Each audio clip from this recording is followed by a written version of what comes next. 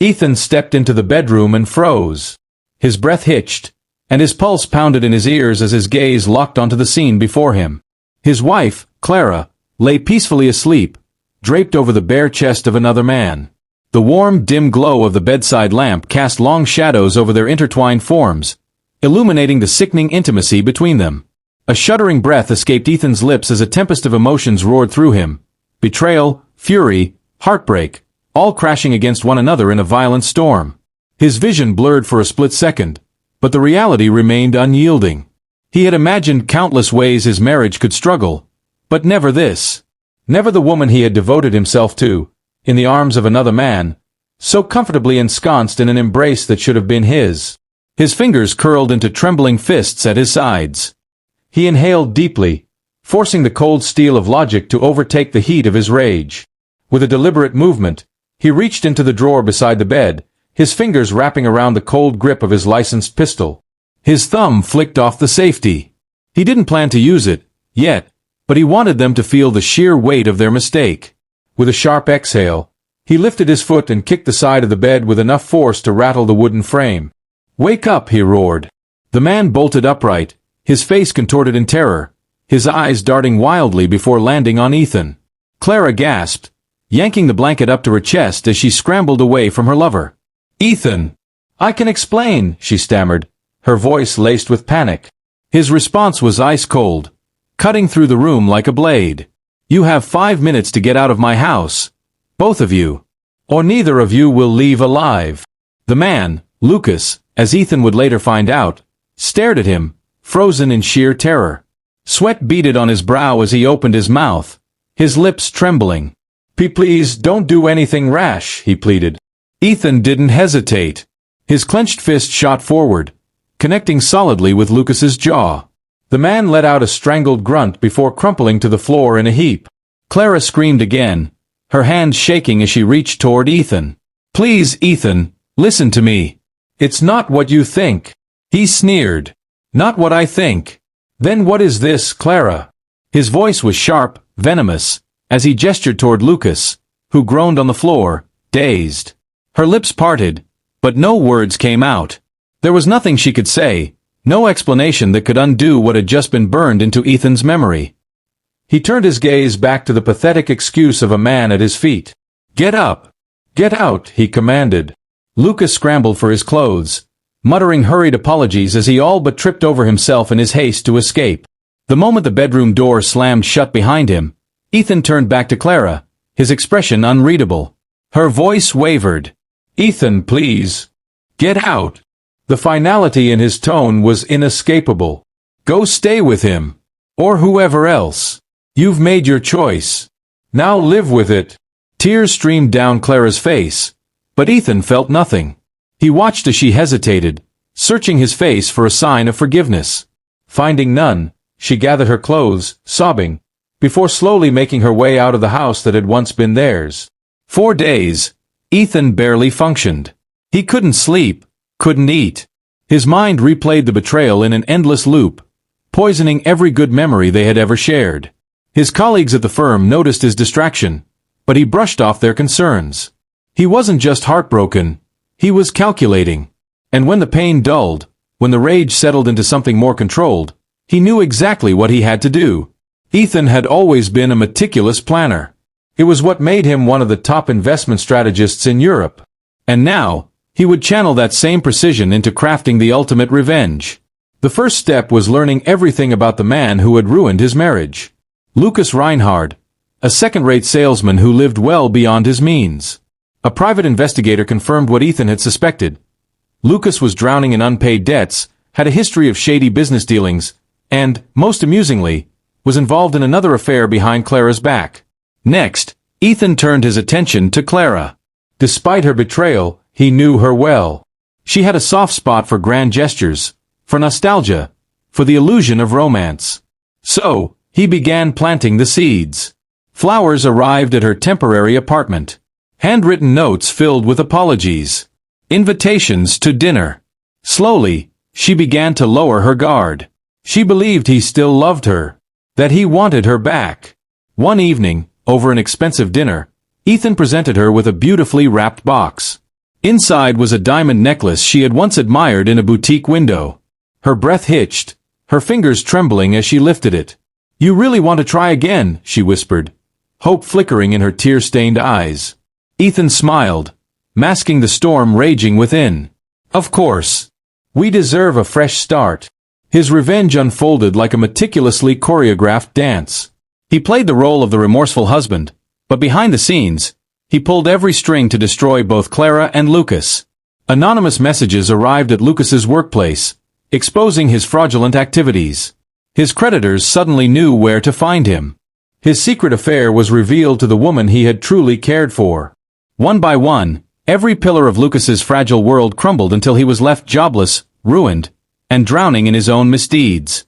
Clara, meanwhile, basked in the illusion of reconciliation, until Ethan shattered it completely. One final message, one damning piece of evidence, and she saw what had truly happened. He watched as realization dawned in her eyes, as horror twisted her features. You planned this," she whispered, voice breaking. Ethan leaned in, his smile cold. "Did you really think I'd let you walk away unscathed?" Her breath hitched as her world collapsed around her. And for the first time in weeks, Ethan felt at peace. Justice was served. The investigator had warned Ethan. "Lucas is involved with some unsavory individuals," he had said, his voice laced with concern. "I suggest you tread carefully." But Ethan was past the point of caution. He pressed on, driven by a relentless need for the truth. Late one night, as he sifted through the mounting pile of evidence on his desk, his phone buzzed. A cryptic text message lit up the screen. "You should stop while you're ahead." For a moment, a chill ran down his spine. The weight of the warning settled over him like a thick fog, but he pushed the fear aside. He had come too far to turn back now. No matter the cost, he was determined to see his plan through. Within weeks, Lucas's life crumbled. He lost his job, his savings evaporated, and his once pristine reputation lay in ruins. Ethan had made sure of it. His meticulous planning had left no room for escape, no chance for Lucas to recover. Meanwhile, Ethan was setting the stage for something far grander. He orchestrated a public event, one that would serve as both a spectacle and a reckoning. The occasion? A celebration of his supposed reconciliation with Clara. He rented a luxurious venue, sparing no expense, and sent out invitations to friends, colleagues, and even Clara's family. The anticipation surrounding the event grew, and Clara, blissfully unaware of what was to come, was ecstatic. "This is the fresh start we needed," she had said, her eyes brimming with hope. Ethan merely smiled, his heart a fortress of ice. The night of the event arrived. The grand hall shimmered under the glow of chandeliers, laughter and conversation filling the air. Ethan stood at the edge of the room, scanning the sea of familiar faces. His palms were clammy, his heart a war drum pounding against his ribcage. He took a deep breath and stepped onto the stage, gripping the microphone as the murmurs in the crowd quieted. Clara sat in the front row, radiant and expectant, her smile a beacon of trust. The irony was almost poetic. Ethan cleared his throat. "Thank you all for being here tonight," he began, his voice calm, deliberate. "This event is not just a celebration but also a revelation." A few curious glances flickered through the audience. He turned toward Clara, gesturing to her with an air of practiced sincerity. "My wife, Clara, has taught me a lot about trust and betrayal."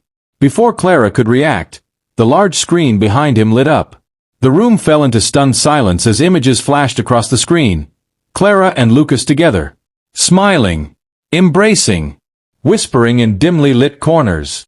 Intimate moments captured with ruthless precision. Gasps echoed through the hall.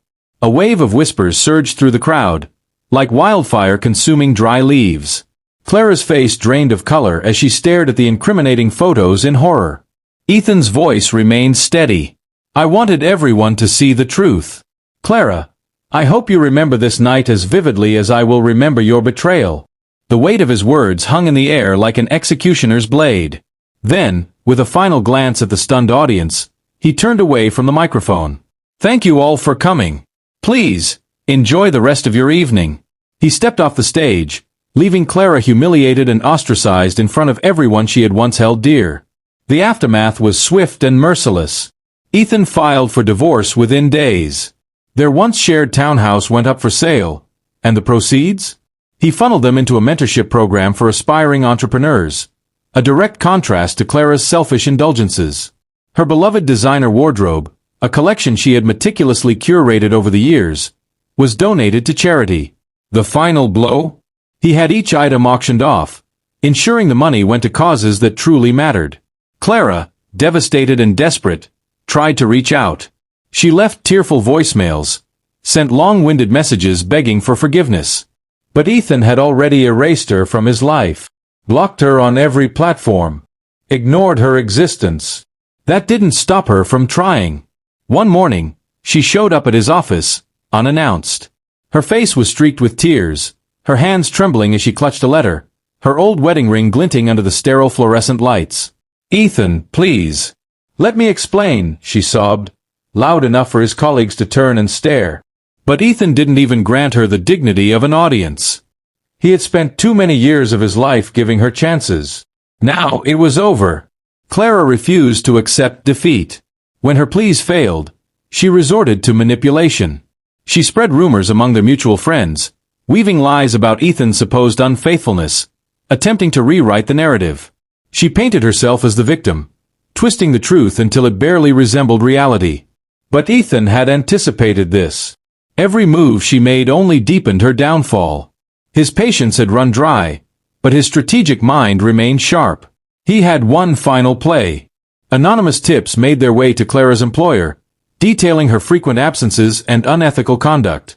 A thorough investigation followed, leading to her dismissal. The blow was devastating. Her career had been her identity, and now it was gone. Meanwhile, Lucas suffered a similar fate. Ethan made sure incriminating photos of Lucas and Clara found their way to Lucas's family, ensuring his shame extended beyond the professional world. Disgraced and discarded, Lucas faded into obscurity, his life in shambles. Still, Ethan wasn't done. Clara's prized art collection, her sanctuary, her obsession, was the final piece of the puzzle. Through the divorce settlement, Ethan legally seized her most cherished pieces. He auctioned them off, using the proceeds to further fund his mentorship program. Each painting, each sculpture, stripped away the remnants of the life she had built on lies. And when Clara tried to salvage her reputation, her every attempt backfired spectacularly. The world she had carefully curated collapsed around her, leaving her truly alone. Ethan, on the other hand, thrived. With a past firmly behind him, he focused on his career, on growth, on the things that truly mattered. One evening, he stood on the balcony of his new apartment, a glass of whiskey in hand, watching the city lights flicker in the distance. For the first time in years, he felt at peace. Not out of spite, not out of triumph, but because he was finally free. Trust is fragile. Betrayal cuts deep. But in the end, it's how we rise from the ashes that defines us.